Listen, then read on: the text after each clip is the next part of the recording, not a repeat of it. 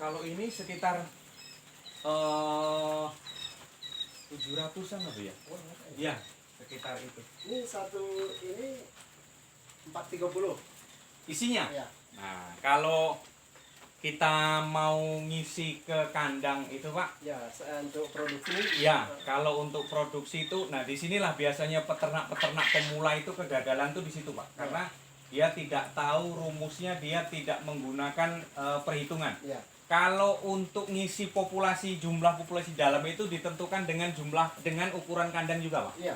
Jadi panjang kali lebar ke belakang itu dikali panjang kali lebar, hasilnya berapa dibagi 200. Ketemunya berapa? Nah, itulah isi populasi di dalam. Jangan lebih, Pak. Karena apa? Puyuh dalam setiap harinya itu perlu ruang gerak 20 cm per ekor. Jadi jangan sampai berdesak-desakan. Intinya lebih longgar lebih bagus. Gitu. Jangan berdesak-desakan. Kalau dia berdesak-desakan, nonsen kita berhasil, Pak. Yakin, Pak. Saya yakin nggak bakalan berhasil. Rugi itulah yang pas isi ya, semuanya harus menggunakan rumus. Nah, terus kemudian agar kita tidak tekor di pakan, dia ada perhitungannya, Pak.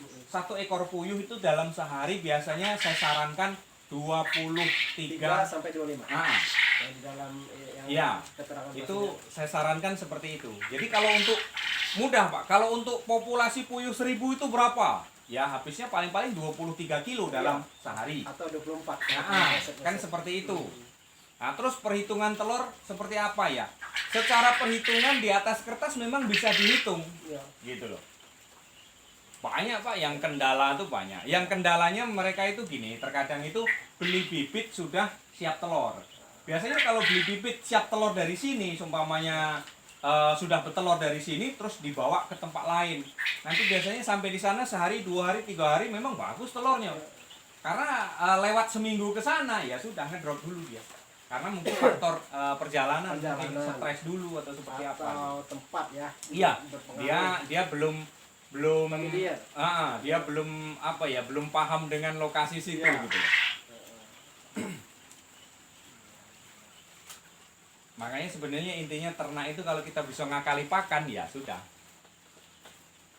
berhasil segala-galanya gitu. Pertama tadi itu yang Mas bilang tentang kebersihan kandang. Ya, itu harus, Pak. 2 hari sekali bersihkan. Nah, terus seminggu 2 kali semprot lah seperti itu tadi, kita semprot gitu. Agar supaya ya kita jaga-jaga, Pak. Ada juga kemarin yang dari Lampung keluhannya punya berapa? 2000. Ya. Habis semuanya. Tak ada sisa satupun. Gitu. Nah, ini kandang Mas ini berapa nih besarnya sampai begini? 5 ke depan kemarin 5, ke belakang ini 8 nambah lagi 6. 14. 5 kali 14 ke belakang. Itu 5 kali 8. 5 kali 8. Ya kalau 2000 ya muat, Pak. Muat ya. Iya. Lebih besar ya. Iya. 7 sampai sini 7, di sini 7. 14, 1400 belum di tengah nanti berhadapan. 3000-an muat. Iya, 3000-an. Ya kalau memang kita mau mulai, Pak, terkadang kan kita ragu, Pak. Ragunya nanti jual telurnya kemana? Ada yang nampung, ada yang nampung apa enggak gitu loh. Kita takut rugi. Kita mau ternak tapi kita takut rugi. Kebanyakan memang seperti itu. Dan juga memang betul, Bapak, sebelum kita terjun kita harus belajar kenali dulu. Banyak, Pak, rekan-rekan kita yang baru mulai tutup itu banyak. Banyak, Pak. Kadang-kadang saya pergi sama orang rumah, saya ajak ngonten itu kebanyakan rata-rata itulah. Beli bibit masih campur. Terus mahal. Kata orang kalau nggak ada pejantan dia nggak bakalan bertelur kan gitu. Iya, enggak. Enggak. Justru ada pejantannya Malah kacau. rusak. Iya, rusak. Telurnya rusak. Telur ini kecuali memang kita untuk Khusus kayak saya, pembibitan kan gitu. Iya. Iya, betul. Apa ya ada tahan lama ya kalau setelah ini? Oh iya, Pak. Kalau kita misalnya ini untuk konsumsi, ada jantan di dalamnya. Nggak tahan lama, Pak. Ada tahan lama ya Tidak. memang, Mas? Memang nggak tahan lama. Lewat 10 hari, Pak, bisa dibuktikan kita rebus. Ini kuningnya nggak bakalan keras, Pak. nggak bakalan normal. Dia cair dan bahkan di situ tuh terkadang malah sudah ada darahnya. Iya, iya. Kayak ada akar berdarah gitu. Kata orang Jambi buyur ya. Nah, Buyur. gitu, telok buyur gitu. Kalau kata orang Jambi kok. Iya, iya. Oh, gitu. Tapi kalau dia tidak ada campur jantan, Ya, itu bisa tahan 20 harian 20 di hari. atas meja gitu. Makanya sekarang itu pembeli-pembeli yang ada di wilayah Provinsi Jambi itu cerdas. Kalau telur dari lokal dia mau beli, tapi kalau telur dari luar dia berpikir panjang. Ya, Karena apa? Telur dari luar mudah busuk. ya. Karena sudah Banyak. beberapa hari dalam Iya, perjalanan. belum di gudangnya sana ditumpuk lagi, perjalanan lagi ke sini gitu. Nah, kalau ini kan dipegang sembarangan mas, kan ini untuk bibit nih, nggak masalah. Enggak masalah.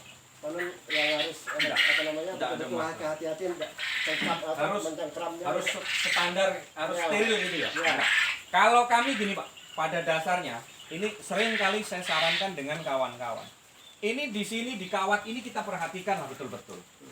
Di kawat yang ini, biasanya di kawat ini tertumpuklah kotoran Ya. yang tidak sering dibersihkan, yang jarang dilap pakai cairan disinfektan atau air. Nah ini nanti bisa menimbulkan telur ini mudah busuk Pak. Karena apa? Telur ini kalau baru keluar, dia itu masih terbungkus dengan apa ya, ketuban dia lah Ya, istilahnya ya. tuh. Dia masih basah. Nah masih basah di sini artinya pori-pori ini belum tertutup. Kalau belum tertutup di sini kotor, akhirnya kuman masuk. Ya. Dia terkontaminasi dan mudah busuk. Nah di situ Pak terkadang ada keluhan, Mas telurnya kok pada pahit apa? Ya, bisa. Kenapa? Ada pahit. Iya ada, keluhannya seperti itu. Kenapa telurnya kok pahit Mas? Dari kandang siapa? Kandang si A. Saya kunjungi ke situ, saya lihat, ya memang betul seperti. Saya minta tolong ini dibersihkan dah, kata gue. Nah bersihkan, setelah dibersihkan, nah besok begitu coba kita rebus, kita cicipi nggak pahit lagi gitu. Terkadang juga kuning telur jadi masalah Pak. Pernah. Ya, ya. Iya. Ini beda-beda besarnya mas. Ini Ada yang besar, bagus montok-montok. iya, ini memang spesialis untuk membuat indukan Pak. Iya. Karena ini hitam dengan Besar, ya? hitam saya kawinkan. Jadi kalau ini nanti netas ya anaknya ya unggul. Iya. Ini Jatuhnya tidak bisa besar. dari telur kita tidak bisa prediksi. Nggak bisa Pak. Tidak prediksi belum ya. Itu belum. hanya kuasa Allah Pak. Ya Pak, nggak Iya. bisa Pak. Sering saya buktikan kalau Ya netas. kan ini misalnya ini kecil, Ya. ini besar nih. Mm-mm. Ini bisa lah. Biasanya kan membedakan kan dari sini ya. Yang ini kan tumpul ke atas. Ya. Ada juga yang bentuknya oval. Ovalnya, Yang ya. bentuk oval itu kita curigai, kita duga itu Jantan. adalah betina. Betina, ya. Yang ini adalah jantan kan gitu. Ya. Tapi justru kadangkala malah kasusnya sebaliknya Pak. Oh gitu. Pernah saya amati, ada di video saya itu. Oh.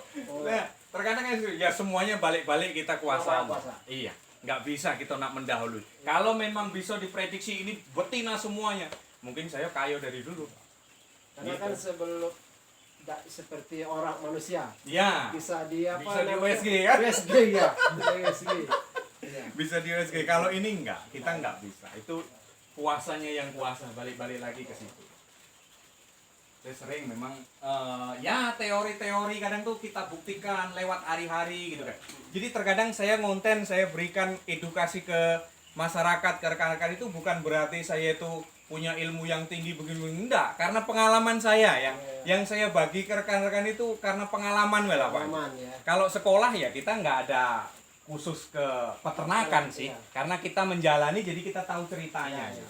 Jadi unggas ini memang bagaimana kita kebiasaan harian. Ya, memang iya. Kebiasaan Makanya hariannya. seringkali saya bilang kalau kita mau turun ke unggas kita harus menyatu. Pikiran kita nyatu, hati kita menyatu dengan dia. Kalau kita masuk ini terlalu pengap kok bau, kitanya nggak tenang apalagi dia. Nah kalau untuk ini mungkin tidak boleh diupload ya mas. Oh untuk bibit ini, pembibitan ini, Pakannya pakannya. nggak masalah Pak. Kalau Mau pakai pakan oplosan nggak pengaruh. sepanjang memenuhi unsur. Ya, sepanjang memenuhi protein dia. proteinnya. Kalau puyuh itu proteinnya itu 17% ke atas. 17, 18, 19, 20. 20-an. Nah ini bisa Pak. Tetapi kalau dia itu kendalanya ngoplos, kemarin ada kawan ngoplos, Mas puyuh saya kok mencret kata dia. Langsung saya kunjungi ke sana, waduh ini bukannya mencret ini berak air. Stop dulu kata saya. Oplosan kamu masih ada yang kurang ini. Karena apa? Ya kita bayangkan kita dewek lah. Kalau kita BAB-nya itu mencret kan kita dewek lesu Pak. Ya, ya. Jadi jangan diterusin dulu, puyuh ini lesu ini nanti lama-lama. Stop dulu, akhirnya stop dulu, pembenahan dulu. Makanya saya sarankan kawan-kawan kalau mau ngoplos pakan, itu jangan semua populasi dikasih pakan oplosan dulu Pak. Kita uji coba dulu. Coba satu. Ya, mungkin kandang dulu. satu rak seperti Satu ini rak dulu, dulu. 100 dulu. Kendalanya apa, reaksinya apa. Kalau tidak ada masalah, baru semuanya. Gitu. Itu takutnya di situ nanti Pak. Ya, puyuh nih kita hari-hari main duit masalahnya. Artinya pemeliharaannya gampang-gampang susah. Ya, memang itu.